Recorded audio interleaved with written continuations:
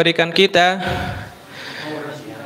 beribu kenikmatan, di antaranya nikmat sehat dan nikmat kesempatan, sehingga kita semua dapat melaksanakan salat subuh berjamaah yang mudah-mudahan diterima oleh Allah Subhanahu wa taala. Dan keluarnya kita di pagi hari ini mudah-mudahan diganti dengan cahaya yang sempurna oleh Allah Subhanahu wa taala di hari kiamat nanti, sebagaimana sabda Rasulullah sallallahu alaihi wasallam, Basyiril masya'ina fi dzulami ilal masjidi bin nurit tami yaumal qiyamah, yang artinya basyiril masya'in, berilah kabar gembira kepada orang-orang yang senantiasa berjalan fi dzulami, di dalam kegelapan. Artinya kegelapan fajar dan kegelapan isya, ilal masjidi, ia selalu berjalan ke masjid, bin nurit tami yaumal qiyamah, dengan cahaya yang sempurna di hari kiamat nanti. Maka dengan perjalanannya kita dari rumah-rumah kita menuju masjid ini, mudah-mudahan Allah ganti dengan cahaya yang sempurna di hari kiamat nanti. Allahumma amin. Salawat serta salam semoga senantiasa tercurah limpahkan, tersampaikan, terkirimkan kepada Nabi teragung, Nabi termulia Rasulullah sallallahu alaihi wasallam, kepada keluarganya yang tercinta, sahabat-sahabat beliau yang mulia, dan sampailah kepada kita semua selaku umatnya yang mengharapkan syafaatnya di hari kiamat nanti. Jamaah rahimakumullah, gimana puasanya? Lancar insyaallah? Iktikafnya gimana? Takmir lancar? Saya usul nanti yang iktikafnya paling rajin harus dapat hadiah ya, dapat THR dari takmir masjid.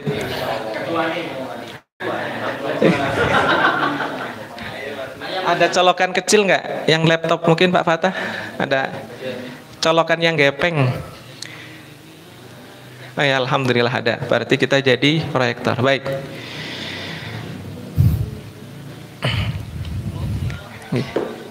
Matur nuwun.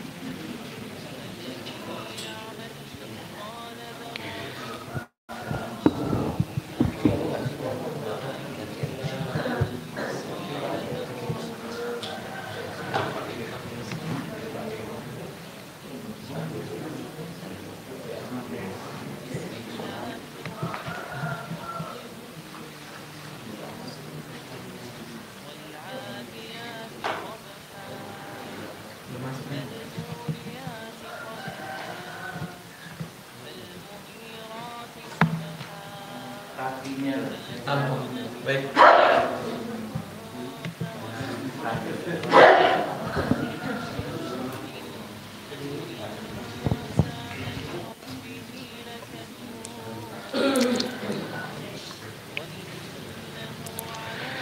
Saya ingatkan bagi jamaah yang mungkin belum membayar zakat fitrah, mungkin agar disegerakan, karena kita tahu dalam mazhab Imam Syafi'i ya, zakat fitrah disunahkan di 10 hari terakhir dan nanti diwajibkan di malam Lebaran ya.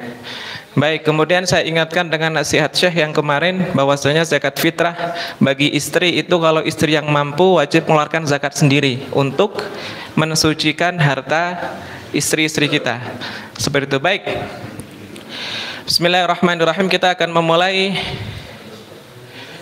materi pada pagi hari ini ya, yang berjudul kesesatan Syiah. Dari judul ini kita sudah paham bahwasanya Syiah termasuk firqah atau ideologi atau golongan yang sesat. Ya, sebenarnya ini judul yang agak ngeri-ngeri sedap ya. Tapi para ulama mengatakan innal haqqa yuqal. Sesungguhnya kebenaran itu harus disampaikan walaupun pahit. Karena kita umat Muhammad SAW, apalagi seorang dai, dan kita semua dai, sebagaimana kita diperintahkan oleh Allah bil amri bil ma'ruf, memerintahkan kebaikan, mengajak orang lain berbuat baik ya. Amar bil ma'ruf, ayo kita sholat berjamaah, ayo kita puasa Ramadan, puasa sunnah, ayo kita bersedekah. Sebagaimana kita diperintahkan untuk amar bil ma'ruf, maka kita juga diperintahkan an-nahyu 'anil munkar ya, melarang kepada kemungkaran. Dan ini termasuk salah satu nahyun 'anil munkar. Dan keduanya ini, amar bin ma'ruf wan nahyu 'anil munkar, harus seimbang agar terciptanya umat yang khairu ummatin ukhrijat linnas.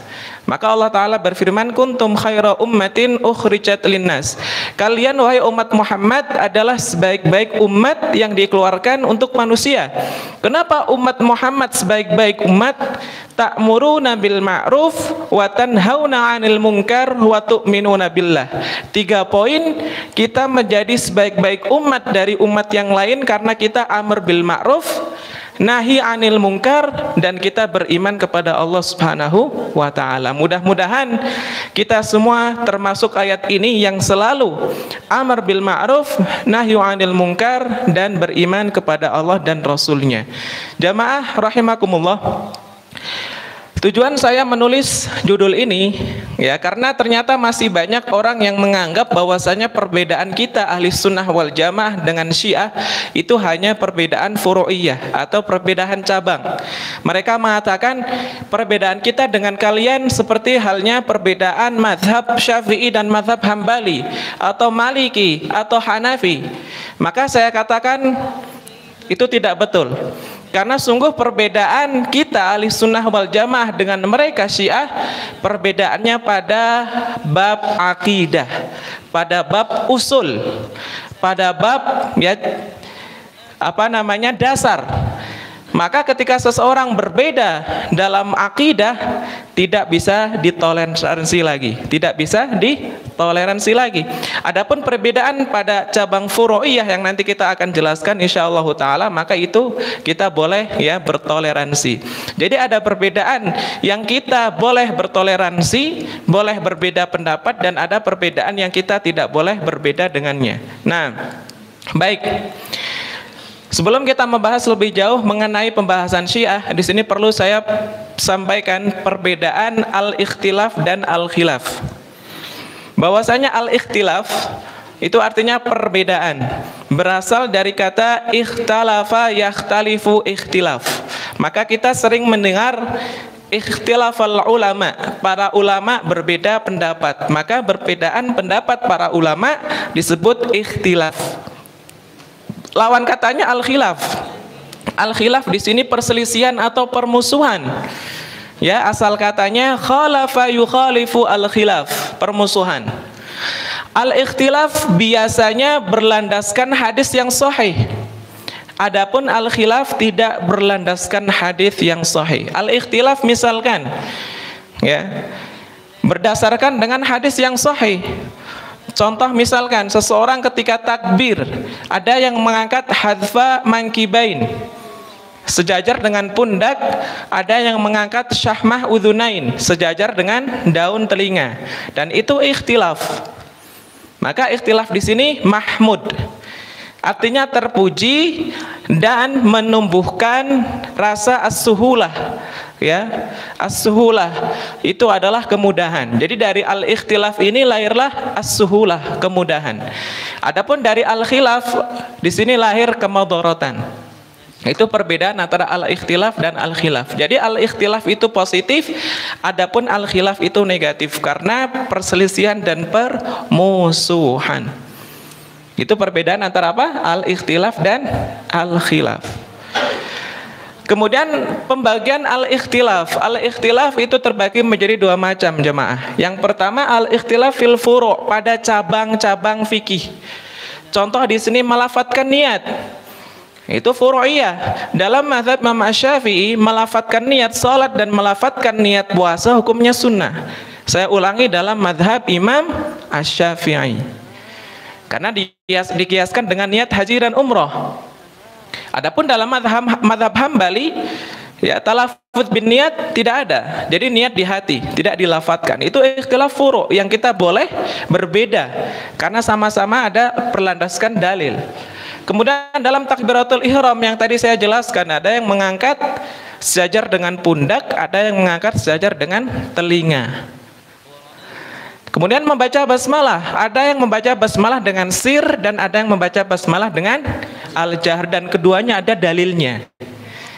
Nabi pernah membaca dengan jahar dan Nabi juga pernah membaca dengan sir, dan sahabat Umar, Abu Bakar dan Utsman membaca dengan sir. Keduanya ada dalilnya. Maka di sini al-ikhtilaf di cabang fikih dibolehkan dan mahmud terpuji. Adapun al-ikhtilaf fil usul, ikhtilaf pada batang atau dasar, maka di sini tidak boleh kita bertoleransi. Contoh uluhiyah, ketuhanan. Ada golongan yang menganggap misalkan Ali bin Abi Thalib mendapat ya posisi Tuhan atau sejajar dengan uluhiyah, ketuhanan. Itu tidak boleh. Menganggap makhluk sebagai ilah, itu kita tidak boleh, sudah berbeda usulnya. Contoh Al-Quran, Al-Quran ada perubahan, tidak murni dari Rasulullah SAW yang dibawa oleh malaikat Jibril. Maka tentunya ini menyalahi usul dasar. Karena kita tahu bahwasanya inna nahnu nazzalna dzikra wa inna lahu lahafizun. Sungguh kami telah menurunkan Al-Quran, kata Allah, dan kami sendirilah yang akan menjaganya. Maka Al-Quran terjaga. Tidak mungkin seseorang bisa merubah Al-Quran. Pada keimanan sahabat, mereka mengatakan misalkan semua sahabat kafir, masuk neraka. Maka kita tidak boleh toleransi dengan pemikiran tersebut, karena sahabat radhiyallahu anhum wa radu'an, Allah ridho terhadap mereka dan mereka ridho terhadap Allah Subhanahu wa taala. Jadi kita tahu sekarang kapan kita boleh berbeda dan kapan kita tidak boleh berbeda. Kita boleh berbeda dalam furu' dan tidak boleh berbeda dalam usul. Orang yang berbeda dalam usul bukan dari kita. Seperti itu. Baik, tetapi ada golongan yang ekstrim di sini ya, yang menganggap bahwasanya ibadah itu hanya dengan satu cara, tidak boleh berbeda. Takbir harus seperti ini. Ya, tidak boleh membaca basmalah secara jahar, tidak boleh kunut misalkan. Jadi saklek ibadah dari awal sampai akhir dengan satu tata cara. Nah, itu kita juga tidak tentunya mengambil pendapat ini. Kemudian ada juga golongan yang terlalu lembek, yang hanya bertoleransi, bisa bertoleransi di lain agama tapi tidak bisa bertoleransi sesama agama. Bahkan menganggap semua agama itu benar. Itu terlalu lembek juga. Ketika Natal ikut ke gereja, ketika Imlek ikut, ya. Ketika perayaan-perayaan Gongsi Facai ikut, ya. Loh, antum makan babi kemarin nih datang ke Gongsi Facai loh. Ya Ustadz, saya makan kuahnya aja misalkan. Sama, haram, tidak boleh. Ikut beribadah di gereja misalkan, ya. Itu toleransi yang berlebihan, ya. Tasyabbuh. Maka hendaknya kita menjadi yang pertengahan, tawassut. La ifrat wala tafrit, tidak terlalu keras ekstrim, juga tidak terlalu lembek. Seperti itu, ya, tidak terlalu lembek menganggap semua agama sama. Tidak boleh seperti itu. Inna dina indallahil Islam. Sesungguhnya agama yang hak di sisi Allah adalah Islam. Nah, maka di sini kita tahu kapan kita boleh ikhtilaf berbeda, ya, ketika perbedaan dilandaskan dengan dalil. Kemudian kapan kita tidak boleh berbeda, ketika perbedaan sudah mencakup usul. Dan kita dengan Syiah itu tidak lagi berbeda dalam furu' tapi berbeda dalam usul. Nanti kita akan bahas satu persatu perbedaan ahli sunnah wal jamaah dan Syiah. dengan detail biidznillah. Baik, mafhum insyaallah. Yang selanjutnya di sini definisi Syiah, bahasa dan istilah. Apa itu Syiah? Definisi Syiah menurut bahasa. Wa qala al-Azhari.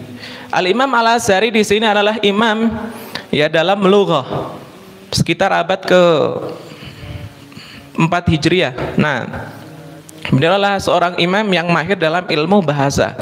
Beliau mengatakan asy-syi'atu hiya ansarur rijal wa atba'ihi wa kullu qaumin istama'u ala amrin fahum syiah. Asal daripada Syiah adalah ansarur rijal, penolong ya atau pengikut seseorang. Wa kullu qaumin, setiap kaum ijtama'u ala amrin, yang berkumpul atas suatu perintah, fahumus syiah, maka bisa dinamakan Syiah. Jadi Syiah makna asal. Awas, makna asal. Saya bilang makna asal ya. Makna asal adalah golongan atau pengikut. Itu makna Syiah. Makna asal Syiah adalah golongan atau pengikut. Syiatu Ali. Dulu Syiah itu adalah politik. Jadi sebuah golongan yang al-intima, bergabung dengan Ali bin Abi Thalib ketika konflik dengan Muawiyah bin Abi Sufyan, juga konflik dengan Ibunda Aisyah radhiyallahu anha. Jadi makna asal daripada Syiah itu adalah golongan atau pengikut seseorang. Itu makna dari Syiah. Kata Imam Al-Azhari. Adapun menurut istilah, humul ladzina syaya'u aliyan, Syiah adalah setiap golongan atau kelompok yang mendukung dan membela Ali bin Abi Thalib wa banihi, dan keturunannya. Di sini poinnya, wa ya'taqiduna annal imamata ba'dan nabiy sallallahu alaihi wasallam mansusatun li aliyin wa banihi min ba'di. Nah, ini Syiah yang sekarang, mereka berkeyakinan bahwa khalifah setelah Nabi sallallahu alaihi wasallam adalah milik Ali. Hanya milik Ali bin Abi Thalib dan keturunannya. Jadi Syiah adalah golongan atau ideologi yang menganggap seharusnya yang menjadi khalifah setelah Nabi adalah siapa? Ali bin Abi Thalib. Jadi dari golongan atau pengikut menjadi sebuah ideologi. Dan para ulama mengatakan sekarang menjadi sebuah agama. Karena nanti kita akan bahas ternyata rukun iman kita dan rukun iman mereka berbeda. Rukun iman ahli sunnah dan rukun imannya Syiah itu berbeda. Ketika rukun imannya sudah berbeda, berarti ma'assalamah. Seperti itu. Baik, itu definisi Syiah menurut istilah. Jadi suatu golongan yang berkeyakinan bahwa khalifah yang berhak menjadi khalifah setelah Nabi adalah Ali bin Abi Thalib dan keturunannya itu Al-Hasan wal Husain, Ahlul Bait. Seperti Syekh Mahmud kemarin Asy-Syarif yang datang ke sini, ya, beliau adalah Ahlul Bait. Tidak hanya keturunan dari salah satu cucu Nabi, tapi beliau adalah keturunan dari kedua cucu Nabi, Al-Hasan wal Husain. Ayah beliau dari Al-Husain, sedangkan ibunda beliau dari Al-Hasan, Al-Habib. Nah, baik. Kemudian di sini catatan bahwasanya Syiah golongan, ya, adalah golongan atau pengikut yang biasanya dalam Al-Qur'an itu bermakna tercela. Allah Ta'ala berfirman, "Tsumma lananzi'anna min kulli syi'atin ayyuhum asyaddu 'alar rahmani itiya", yang artinya kemudian pasti akan kami tarik dari tiap-tiap golongan siapa di antara mereka yang sangat durhaka kepada Allah yang Maha Pemurah. Jadi dalam Al-Quran juga banyak sekali disebutkan 4 kali kalau tidak salah kata Syiah. Dan biasanya kata Syiah itu digunakan, ya, dalam redaksi-redaksi yang negatif. Golongan-golongan yang durhaka, golongan-golongan yang sesat, itu Syiah. Baik, itu Syiah. Baik. Kemudian kata Ibnu Hazm rahimahullah. Ibnu Hazm adalah salah satu faqih fuqaha. Beliau adalah, ya, orang yang sangat faqih. Beliau berkata, "Wa man wafaqa syi'ata fi anna 'aliyan afdhalin nas ba'dan nabi wa waladuhu min ba'di bil imamah min ba'dihi wa huwa syi'i. Barang siapa yang mendapat sependapat dengan Syiah, siapa saja yang sependapat dengan ideologi Syiah bahwa Ali bin Abi Thalib adalah orang yang berhak menjadi khalifah setelah Nabi dan dilanjutkan oleh keturunannya, maka ia adalah orang Syiah. Jadi orang Syiah itu yang berkeyakinan, mempunyai pemikiran dan ideologi orang yang paling berhak menjadi khalifah setelah Nabi adalah Ali bin Abi Thalib. Orang seperti itu bisa disebut Syiah atau Syiai. Baik. Kemudian yang selanjutnya, sejarah munculnya Syiah. Sejarah munculnya Syiah. Syiah pertama kali dipelopori oleh seorang Yahudi dari Son'a. Son'a itu sebuah daerah di Yaman. Orang Yahudi ini berpura-pura masuk Islam untuk menghancurkan Islam dari dalam. Namanya adalah Abdullah bin Saba. Siapa? Ulangi.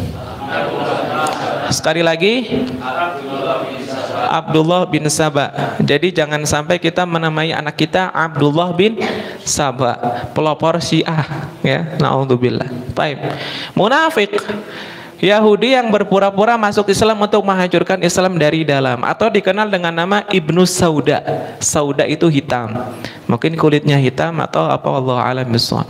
Jadi Abdullah bin Saba inilah yang melopori ideologi pemikiran Syiah pertama kali di zaman Utsman bin Affan. Di zaman Utsman bin Affan. Jadi di zaman Utsman bin Affan, orang ini pura-pura masuk Islam, kemudian ya memiliki ideologi mengagung-agungkan Ali bin Abi Thalib yang ketika itu menjadi amir, ya, atau menjadi gubernur di Irak. Ya, jadi zaman Utsman bin Affan, Utsman menjadikan Ali bin Abi Thalib gubernur Irak dan menjadikan Muawiyah bin Abi Sufyan itu gubernur Syam. Syam itu Palestina, Suriah. Nah, sejarah singkat Abdullah bin Saba masuk Islam di masa Utsman bin Affan untuk menghancurkan Islam dan kaum muslimin dari dalam. Nah, kemudian dia berkeliling ke berbagai negara. Jadi Abdullah bin Saba setelah masuk Islam dia berkeliling, berdakwah ke berbagai negara seperti Basrah, Kufah. Basrah dan Kufah sekarang menjadi Irak. Kemudian Hijaz, Arab Saudi, Mesir dan Syam, Palestina, Suriah dan sekelilingnya, untuk menyebarkan ke pemikirannya bahwasanya Ali bin Abi Thalib adalah orang yang paling afdol, harusnya menjadi apa? Menjadi khalifah. Maka pengikutnya sangat banyak sekali. Abdullah bin Saba ini yang kemudian dikenal dengan kelompok atau gerakan Sabaiyah. Jadi dari hasil dakwah Abdullah bin Saba muncullah gerakan apa? Sabaiyah, orang yang mengagungkan Ali dan keturunannya di masa Utsman bin Affan. Tatkala Utsman bin Affan meninggal, baik, ada pertanyaan. Kapan, tahun berapa Utsman bin Affan meninggal? Tahun kemarin kita lusa. Hah? Ada yang ingat, ada yang mencatat Utsman bin Affan meninggal tahun berapa Hijriah? Yang masih muda. Wah, nggak dapat THR ini kalau lupa. Tahun 35 Hijriah. Utsman bin Affan meninggal tahun 35 Hijriah, kemudian diteruskan oleh Ali bin Abi Thalib sampai tahun berapa? Ada yang ingat? 40 Hijriah. Bagus ya, banyak lupa berarti bagus karena dia belajar. Kalau nggak pernah lupa berarti nggak belajar ya. Gimana mau lupa, belajar aja enggak ya. Tapi kalau lupa insya Allah dia belajar. Baik, murajaah ya.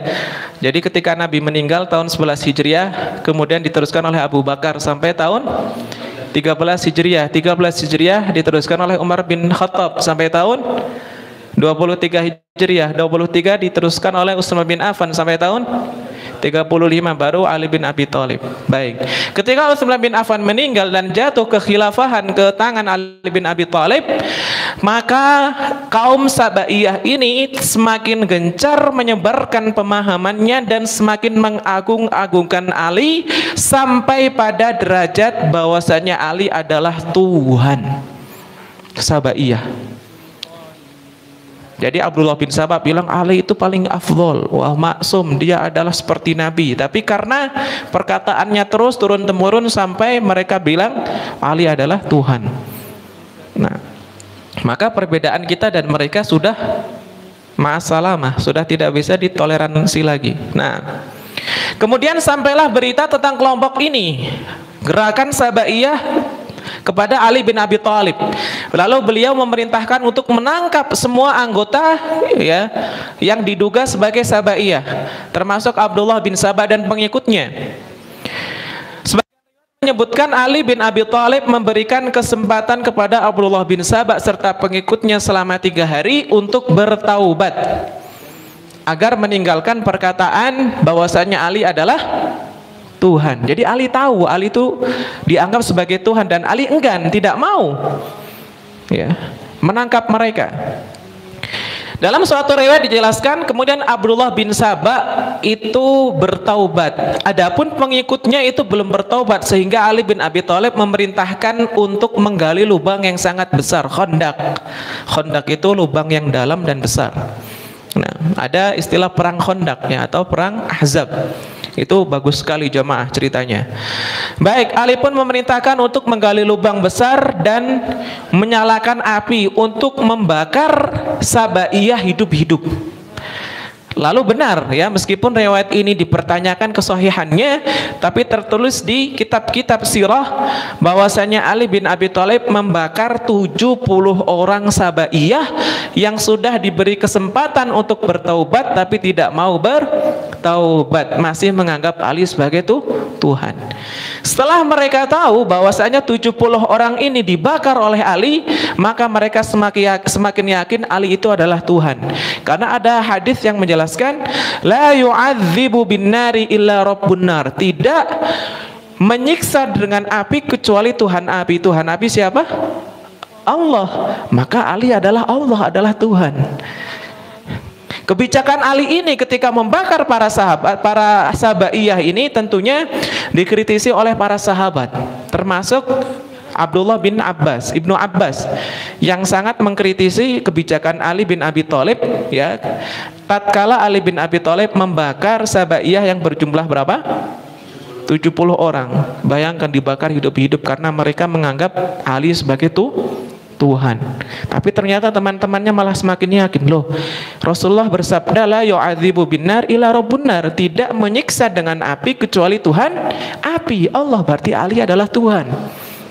Subhanallah. Kemudian berkembanglah ya pemikiran itu ya hingga sekarang. Taib. Itu histori ya terjadinya atau sejarah singkat Abdullah bin Sabah, pelopor daripada golongan atau ideologi Syiah. Adapun Abdullah bin Sabah diriwayatkan belum ikut dibakar ya. Ada yang mengatakan Abdullah bin Sabah taubat kemudian masuk Islam dan membaguskan Islamnya. Ada yang mengatakan kabur. Ada yang mengatakan dia kembali dari perkataan Ali adalah Tuhan dan sebagainya. Dan ada riwayat yang kuat menjelaskan kalau Abdullah bin Sabah itu ikut dibunuh. Baik. Kemudian yang selanjutnya pembagian kelompok Syiah. Pembagian kelompok Syiah, ternyata Syiah itu bermacam-macam. Sampai saat ini banyak sekali madhab-madhab Syiah. Sebagaimana dalam ahli sunnah wal jamaah banyak madhab. Ada madhab Abu Hanifah ya, madhab Hanafiyah yang termasuk dari tabi'in, kalangan tabi'in atau tabi'ut tabi'in. Ada yang mengatakan Abu Hanifah itu termasuk orang yang belajar dari sahabat. Ada yang mengatakan tabi'ut tabi'in yang belajar dari orang yang belajar dari sahabat. Kemudian Malik ya, Imam Malik di Madinah ketika itu Kemudian ada Imam Asy-Syafi'i dan Imam Ahmad bin Hambal. Ada mazhab Syafi'i, mazhab Hambali, mazhab Maliki. Sebagaimana dalam ahli sunnah ada mazhab-mazhab. Ya, ada Az-Zahiriyah juga. Begitu pula dalam Syiah juga ada kelompok dan mazhab-mazhab. Baik, singkat saja di sini Syiah terbagi menjadi beberapa nama penyebutan. Ini bisa dicatat, monggo. Yang pertama Syiah, itu secara umum mereka Syiah. Yang kedua Ar-Rafidhah. Ini yang banyak menyebar di Iran. Syiah Ar-Rafidhah. Ada Syiah Al-Ja'fariyah. Ada Syiah Al-Imamiyah, ada Syiah Al-Khassah, ada Syiah Al-Ithna Asyariyah, dan ada Syiah Ashabul Intidhar. Juga ada Syiah Az-Zaidiyah. Yang terakhir Syiah Az-Zaidiyah saya tidak tulis di sini karena di referensi tidak disebutkan. Amanah ilmiah. Syiah Az-Zaidiyah jamaah itu menurut para ulama ahli sunnah adalah Syiah yang paling dekat dengan ahli sunnah. Bahkan ada yang mengatakan mereka masih termasuk ahli sunnah karena mereka tidak mengkafirkan para sahabat. Ya, tidak seperti Syiah Rafidhah dan Syiah Itsna Asyariyah. Itu Syiah Az-Zaidiyah. Ya, Syiah Az-Zaidiyah jumlahnya sangat sedikit sekali. Ya, sangat sedikit sekali, itu ada di Syam, Syiah Az-Zaidiyah. Nah, baik. Kemudian yang di warna kuning itu yang akan kita bahas, Syiah Ar-Rafidhah dan Syiah Itsna Asyariyah atau 12 imam. Itu yang banyak sekali menyebar di negara-negara Islam, ya, yang termasuk di Indonesia juga banyak. Ya, Syiah 12 imam yang meyakini ada 12 imam yang maksum. Nanti kita akan bahas insyaallah. Baik, jamaah rahimani wa rahimakumullahu jami'an. Yang pertama Syiah Ar-Rafidhah. Ar-Rafidhah menurut bahasa meninggalkan atau menolak. Meninggalkan atau menolak. Rafid itu dari rafadha yarfadhu, ya. Tarku, taraka yatruku, meninggalkan atau menolak. Adapun menurut istilah kelompok atau ideologi yang menolak khilafah Abu Bakar, Umar dan Utsman, mereka menolak dan tidak mau membaiat mengakui Abu Bakar, Umar dan Utsman adalah khalifah. Juga menolak keislaman dan keimanan mayoritas sahabat. Jadi mereka mengatakan sahabat itu setelah meninggalnya Nabi mereka murtad semua, kecuali Salman Al-Farisi. Ada yang bilang Salman Al-Farisi, ada yang bilang ada 3 sahabat yang tidak murtad setelah Nabi meninggal. Salman Al-Farisi, Abu Dzar dan Abu Musa Al-Asy'ari. 3 sahabat ini yang tidak murtad. Semuanya murtad setelah meninggalnya Nabi Muhammad SAW. Tentunya Ali tidak termasuk karena Ali imam mereka. Jadi ada Ali, kemudian Salman Al-Farisi, Abu Dzar dan Abu Musa Al-Asy'ari. Mereka mengatakan sahabat itu murtad. Nah, ini udah beda dari kita dalam bab usul. Dasarnya sudah berbeda. Bagaimana kita akan toleransi kepada mereka? Serta meyakini khilafah setelah Nabi hanya untuk Ali bin Abi Thalib dan keturunannya. Tidak hanya sahabat yang mereka kafirkan. Ummul ummahatul mu'minin, ya, ibunda mukminin seperti Aisyah dan yang lainnya juga mereka hukumi sebagai, ya, kafir atau murtad. Bahkan mereka punya hari di mana peringatan hari raya untuk mengenang bahwasanya Aisyah finnar. Na'udzubillah tsumma na'udzubillah. Baik, itu Syiah Rafidhah. Rafid artinya menolak, ya, kekhilafahan ketiga khalifah dan menolak keislaman dan keimanan para sahabat. Karena mereka menganggap sahabat telah murtad setelah meninggalnya siapa? Nabi Muhammad sallallahu alaihi wasallam. Baik. Kemudian Syiah Itsna Asyariyah atau 12 imam adalah kelompok atau ideologi yang mengimani adanya 12 imam dari keturunan Ali bin Abi Thalib. Jadi dari Ali bin Abi Thalib ada 12 imam, termasuk Ali bin Abi Thalib, afwan, ya, yang wajib mereka imani. Jadi Ali bin Abi Thalib adalah imam pertama, nanti kita akan sebutkan. Jadi Syiah 12 imam inilah yang paling banyak menyebar di Indonesia. Ya, Syiah 12 imam dan termasuk Syiah Ar-Rafidhah. Baik, di antara akidah-akidah mereka bahwasannya 12 imam itu maksum. Sebelumnya kita akan bacakan dulu siapa saja 12 imam. Ya, kelihatan enggak? Pakai bahasa Arab. Saya akan sebutkan. Karena mau tak catat enggak cukup tadi malam. Baik. Imam yang pertama adalah Ali bin Abi Thalib, Murtadha, Imam Al-Murtadha, julukan. Ya, jadi di sini ada nama asli, kemudian di sini ada tanggal lahir, kapan meninggal. Di sini ada al-kunyah, ya. Bahasa Indonesia itu kunyah. Seperti saya Abu Faris kunyahnya.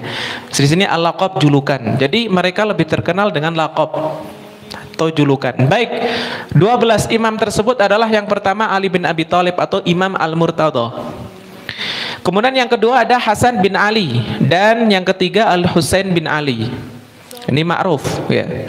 Cucu Nabi yang Nabi sayangi. Subhanallah, ketika sholat pun mereka berdua ya digendong oleh kakeknya ketika sholat, dan umur keduanya masih 2 atau 3 tahun, masih senang-senangnya bermain ya, 1 sampai 2 tahun bahkan.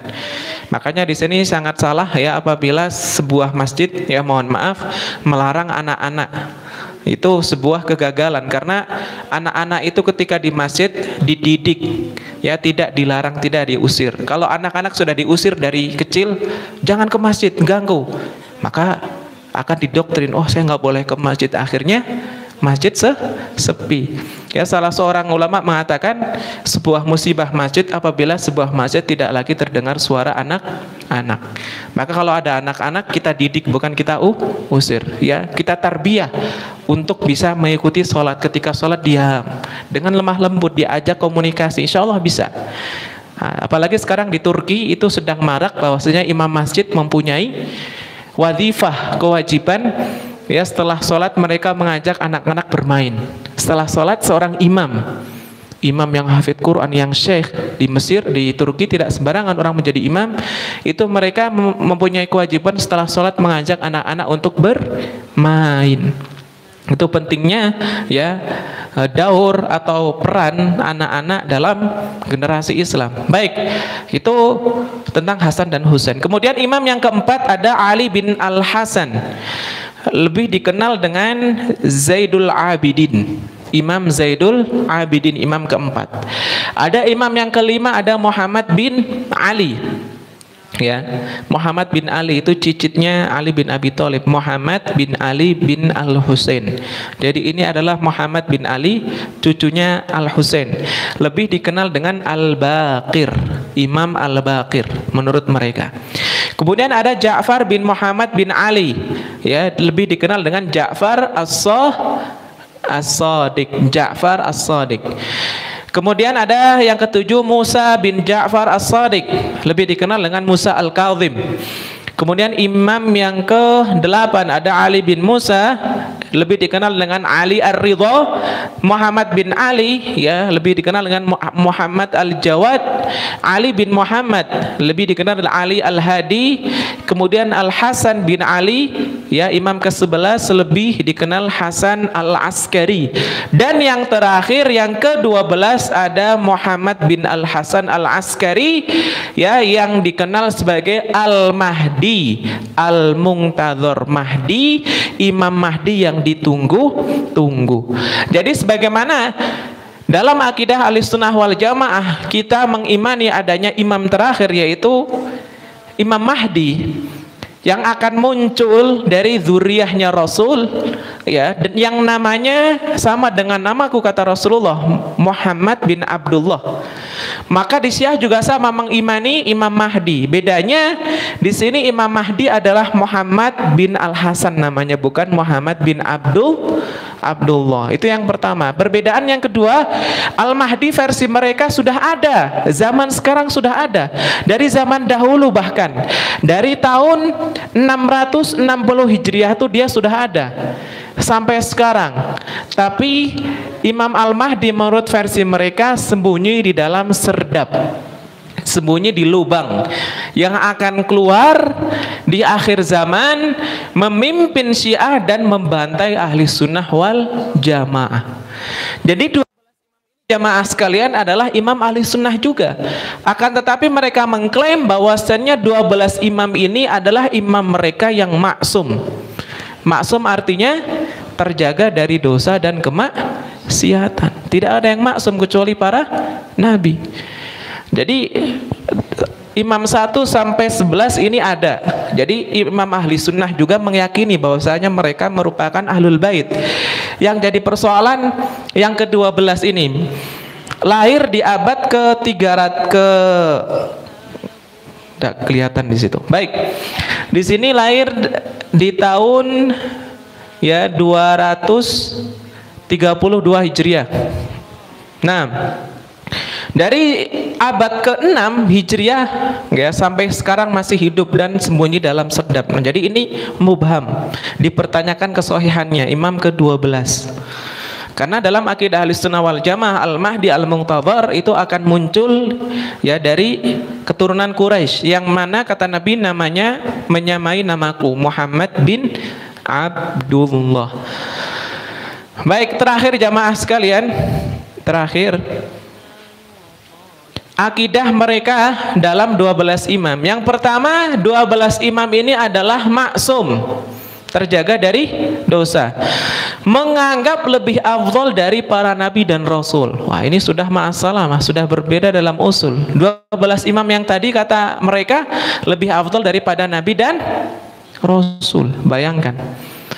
Insya Allah di pertemuan selanjutnya kita akan bahas, akan kuliti satu-satu akidah-akidah mereka ya, dari kitab-kitab mereka insya Allah. Mereka dapat mendatangkan rahmat atau azab. Lucu. Imam yang 12 tadi dapat mendatangkan rahmat atau azab. Mereka dapat dan dapat memberikan kehidupan. Subhanallah. Jadi seakan-akan 12 imam yang tadi sudah ya mampu melakukan apa? Pekerjaan Tuhan. Nah, barang siapa yang tidak ini adanya 12 imam versi mereka, yang mana 11 tadi juga adalah ahlul bait menurut ahli sunnah. Tapi barang siapa yang tidak memasukkan mereka dalam rukun imannya ya, maka dia kafir dan halal darahnya. Itu menurut akidah mereka. Jadi menurut mereka kita itu halal darahnya karena tidak mengimani 12 imam versi mereka. Baik, itu akidah yang pertama tentang Syiah 12 imam, yang insya Allah nanti kita akan bahas satu persatu. Akidah dalam Al-Quran, jadi akidah Syiah ya mengenai Al-Quran, mengenai para nabi, kemudian mengenai nikah mut'ah, mengenai taqiyah. Insya Allah kita akan bahas satu persatu biidznillahi ta'ala. Jadi ini pertemuan pada hari ini hanya muqaddimah saja. Baik.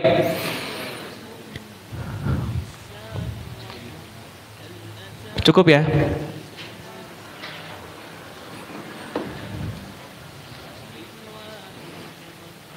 Jadi sangat salah orang yang mengatakan bahwasanya perbedaan kita dengan Syiah hanya pada furu'iyah saja sebagaimana perbedaan pada madhab-madhab fikih. Karena perbedaan kita dan Syiah sungguh sudah ya dalam usul, dalam akidah yang tidak bisa ditoleransi lagi.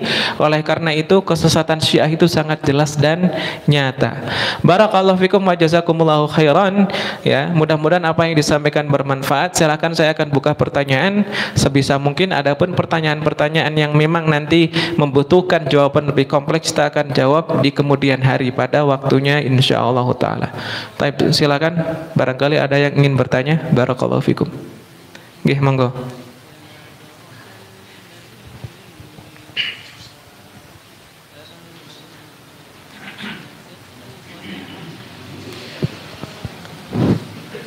Bismillahirrahmanirrahim. Assalamualaikum warahmatullahi wabarakatuh. Waalaikumsalam warahmatullahi wabarakatuh. Semoga Allah merahmati, meridhoi, melindungi dan mengampuni Pak Ustadz, kita semua dan kaum muslimin. Allahumma amin. Mengenai Syiah, kami awam dalam hal Syiah ini, Sehingga saya menanyakan 2 pertanyaan Pak Ustadz. Monggo. Yang pertama dulu, apakah betul Syiah ini untuk Rasul atau nabinya itu Ali? Itu yang pertama dulu. Baik, tadi kita sampaikan bahwasanya salah satu akidah ya Syiah 12 imam menganggap Ali bin Abi Thalib bahkan keturunan Ali lebih afdol daripada para nabi dan rasul. Mereka tidak hanya mengagungkan Ali, akan tetapi banyak di antara mereka yang menganggap Ali sebagai Tuhan. Bahkan akidah-akidah mereka juga, saya pernah membaca dalam sebuah buku, menganggap Jibril itu salah menurunkan wahyu, harusnya wahyu turun kepada Ali. Lucu ya, tapi itu yang terjadi. Mereka meyakini seperti itu. Jadi Jibril itu salah menurunkan wahyu, harusnya wahyu turun kepada Ali bin Abi Thalib. Tidak hanya menganggap nabi, bahkan ada yang menganggap ilah. Ketika itu Ali bin Abi Thalib menghukumi As-Sabaiyah dan mengadab mereka dengan membakar mereka hidup-hidup. Baik. Kemudian yang kedua, untuk membedakan Syiah dan bukan Syiah, ini bagaimana pada saat sholat? Apakah kalau Syiah itu muter-muter dulu, yang Allahu Akbar kemudian muter-muter tangannya, atau bagaimana? Jazakallahu khairan katsiran. Yang muter-muter tangannya bukan berarti Syiah ya. Muter-muter gimana? Maksudnya Allah Akbar gini? Bukan. Jadi orang yang sholatnya seperti itu seakan-akan gini. Ketika sholat kan kita Allah Akbar, tangan kiri kan di sini. Jadi mereka mengutamakan hadis Anna Nabi sallallahu alaihi wasallam yuhibbu at-tayammunna. Nabi sallallahu alaihi wasallam menyukai mengedepankan kanan dalam setiap perkara. Dalam bersisir Nabi ke kanan. Kalau saya masih ke kiri karena sudah tabiat rambut saya ke kiri. Sunnahnya ke kanan. Kalau udah nggak ada rambutnya ya jangan dipaksakan. Dalam memakai sendal Nabi kanan, dalam memakai baju, memakai sirwal celana, Nabi selalu mengedepankan kanan. Lalu orang-orang yang memiliki pemahaman ini juga sama. Oh, berarti takbiratul ihram harus tangan kanan terlebih dahulu. Jadi Allahu Akbar. Tapi mau kanan kan nggak boleh kalau sholat di sini. Tangan kanan harus di atas. Dan mereka Allahu Akbar. Ini bukan masalah ya. Tapi kenapa harus seperti itu? Ya. Karena sangat jelas sekali bahwasannya ketika kita sholat dalam berdiri meletakkan tangan kanan di atas tangan kiri. Tapi mereka ingin mendahulukan kanan dulu. Tapi bagaimana caranya biar kanan di atas? Tapi mau kanan dulu gitu. Jadi diputer biar dapat keutamaan kanan dulu, tapi kanan tetap di atas. Jadi tidak harus Syiah dia. Banyak kalangan ahli sunnah yang melakukan demikian karena salah paham. Allahu Akbar. Diputer. Ada yang Allah lama sekali, Allah.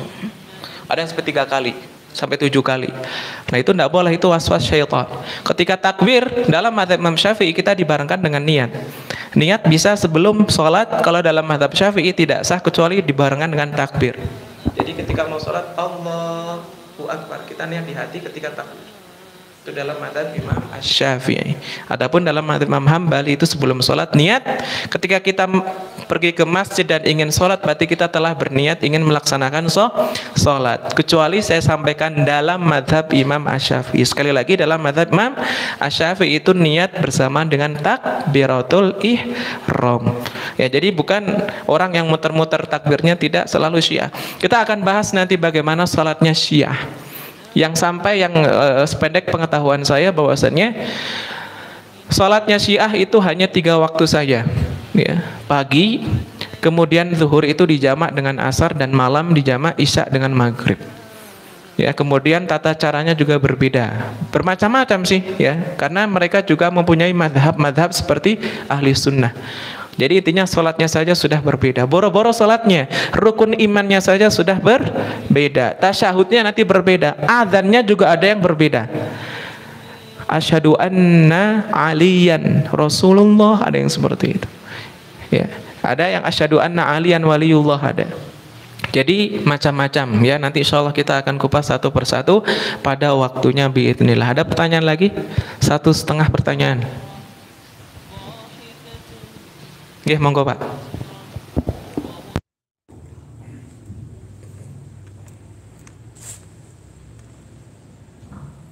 Bismillahirrahmanirrahim. Assalamualaikum warahmatullahi wabarakatuh.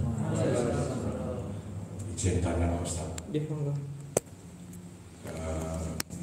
Untuk membunuh hewan saja dengan dibakar tidak boleh.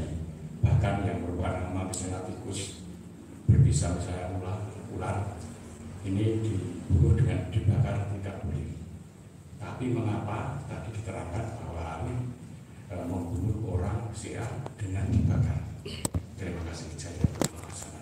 Baik, la'alla Ali, mudah-mudahan atau semoga Ali bin Abi Thalib ingin membuat efek jerah terhadap gerakan Sabaiyah sehingga mereka berhenti dari keyakinan mereka menganggap Ali sebagai Tuhan. Itu yang pertama. Jadi Ali efek jerah. Kemudian yang kedua, ini ijtihad Ali bin Abi Thalib. Meskipun Ali tidak maksum, bisa beristihad ya, qad sahha wa qad akhta, bisa jadi salah dan bisa jadi benar. Oleh karena itu, perbuatan Ali bin Abi Thalib di sini dikritisi oleh para sahabat. Salah satunya Ibnu Abbas yang sangat tidak setuju dengan keputusan Ali bin Abi Thalib. Tapi menurut saya Ali bin Abi Thalib sudah sangat jengkel sekali karena menganggap dianggap dia sebagai Tuhan. Meskipun hal itu tidak dibolehkan. Tapi Ali bin Abi Thalib ingat telah memberikan mereka kesempatan 3 hari untuk bertaubat. Kami kaji, ya ternyata riwayat-riwayat yang mengatakan itu masih dipertanyakan ketika Ali bin Abi Thalib membakar mereka. Ya, masih dipertanyakan riwayatnya. Tapi ada yang mengatakan riwayat tersebut sahih. Wallahu a'lam bishawab. Mungkin Ali bin Abi Thalib ingin memberikan efek jerah kepada gerakan Sabaiyah agar berhenti dari keyakinannya menganggap Ali sebagai Tuhan. Dan Ali bin Abi Thalib manusia biasa, ya, ijtihada qad akhta, ya. Bisa salah dalam beristihad. Oleh karena itu Ibnu Abbas mengkritisi dengan keras sekali dan menyebutkan hadis la yu'adzibu binar ila rabbunar, tidak boleh orang membunuh dengan api kecuali Tuhan api. Itu sangat jelas. Baik, wallahu a'lam bishawab. Jazakumullahu khairan wa barakallahu fikum. Mudah-mudahan apa yang disampaikan bermanfaat dan bisa diamalkan. Wal afu minkum, dan mudah-mudahan kita semua ya dimudahkan dalam segala urusan, diberkahi harta kita, keluarga kita, umur kita, dan mudah-mudahan kita keluar dari Ramadan yang terakhir ini ya kecuali telah diampuni dosa-dosanya oleh Allah Subhanahu wa taala. Taib, kita tutup dengan doa kafaratil majelis. Subhanakallahumma wa bihamdika asyhadu an la ilaha illa anta astaghfiruka wa atubu ilaik. Assalamualaikum warahmatullahi wabarakatuh.